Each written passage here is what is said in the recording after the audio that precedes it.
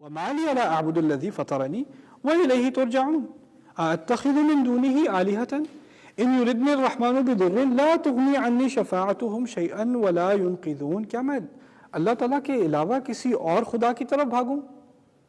اگر الرحمن کوئی بھی نقصان دینا چاہے، اگر الرحمن نے فیصلہ کیا کہ کسی قسم کا نقصان ہو، تو ان سب کی شفاعت کس کام آئے گی؟ اس نے اگر فیصلہ کر دیا تو یہ چیزیں کیا کریں گی؟ ان کا کوئی فائدہ نہیں ہونا، نہ ہی یہ مجھے کسی مصیبت سے بچا سکیں گے. ہمارے ہاں تو یہ بہت سمجھنے کی ضرورت ہے. قرآن کس کے لیے حفاظت ہے؟ قرآن کیسے حفاظت ہے؟ قرآن اس کے لیے حفاظت ہے، اس کو ہدایت کے لیے پڑھے، تدبر کے ساتھ پڑھے اور اس سے ہدایت لے. وَلَن تَجِدَ مِن دُونِهِ مُلْتَحَدًا، اس کے علاوہ تمہیں کوئی پناہ لینے کی جگہ نہیں ملے گی قرآن کے علاوہ. لیکن قرآن کا غلط استعمال اور پھر سمجھنا کہ یہ پناہ دے گا، حفاظت کرے گا، یہ آپ کی میری بیوقوفی ہے، یہ زیادتی ہے قرآن کے ساتھ. یہ اس لیے نہیں آیا تھا، یہ قرآن اس لیے نازل نہیں ہوا تھا. أَأَتَّخِذُ مِن دُونِهِ آلِهَةً إِن يُرِدْنِ الرَّحْمَنُ بِضُرٍّ لَا تُغْنِ عَنِّي شَفَاعَتُهُمْ شَيْئًا وَلَا يُنقِذُونِ، یہ مجھے نہیں بچا سکیں گے، کوئی الرحمن کے علاوہ کوئی بھی نہیں بچا سکے گا. اللہ تعالیٰ کے نبی نے یہ چیزیں نہیں دی، اسی لیے کہا ہے اتبعوا المرسلین، جو بھیجے گئے ہیں ان کو مانو. یہ باقی سب نہیں بھیجے گئے، جب تک یہ نبی کی بات کر رہے ہیں، اللہ کی بات کر رہے ہیں، تب تک ان کو مانو. جب یہ اس سے ہٹتے ہیں تو ان کی بات مت مانو. افلا تعقلون، تم خود کیوں نہیں سوچتے؟ خود کیوں نہیں سوچتے؟ ہمارے کلچر میں تو کیا کر دیا ہے، قرآن کے بارے میں نہ سوچا کرو. تم کون ہوتے سوچنے والے قرآن کے بارے میں؟ میں آپ کو بتاتا ہوں آپ کون ہوتے ہیں قرآن کے بارے میں سوچنے والے. اگر قریش جیسی جاہل قوم کو قرآن کے بارے میں سوچنے کو کہا ہے، آپ کیا قریش سے بدترین ہیں؟ اس کو کہا ہے تم تدبر کیوں نہیں کرتے؟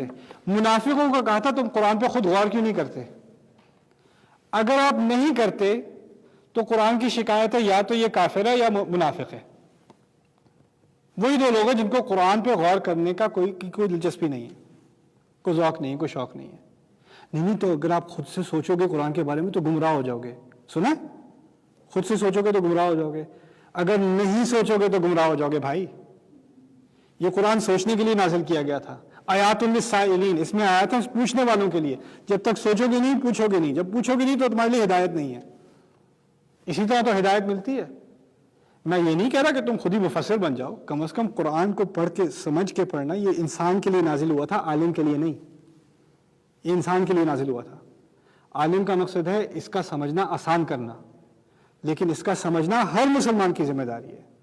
اس میں غطا لگانا، اس پہ غور کرنا ہر مسلمان کی ذمہ داری ہے. یہی تو مہینہ ہے جس میں یہ بات ٹھیک کرنی ہے. ہم نے یہ مرض ہم نے اپنے ذہن سے نکالنا ہے کہ یہ قرآن صرف پڑھنے کے لیے اور برکت کے لیے نازل ہوتا ہے. اگر اس کا پہلا حق ادا نہیں کیا، سوچتے کیوں نہیں، سوچتے کیوں نہیں، سوچتے کیوں نہیں.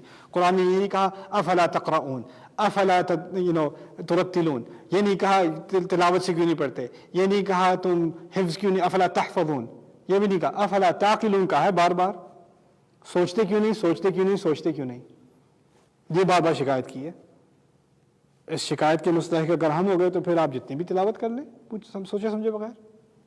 وہ جب 10 آپ کو حسنات ملتی ہیں، پتہ کیوں ملتی ہیں؟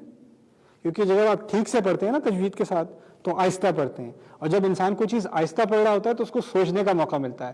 اگر آپ نے سوچ ہی اس میں سے نکال دی تو باقی آپ کیا رہ گیا؟ یہ تمام آرٹیفیشل ہے. ان سب چیزوں کا ایک مقام ہے ہمارے دین میں، ایک بیلنس ہے، اس بیلنس کو مت بھولیے. اللہ تعالیٰ ہمیں قرآن کے صحیح حقوق ادا کرنے کی توفیق دے. بارک اللہ لی ولکم فی القرآن الحکیم ونفعنی وإیاکم بالآیات والذکر الحکیم. الرحمن علم القرآن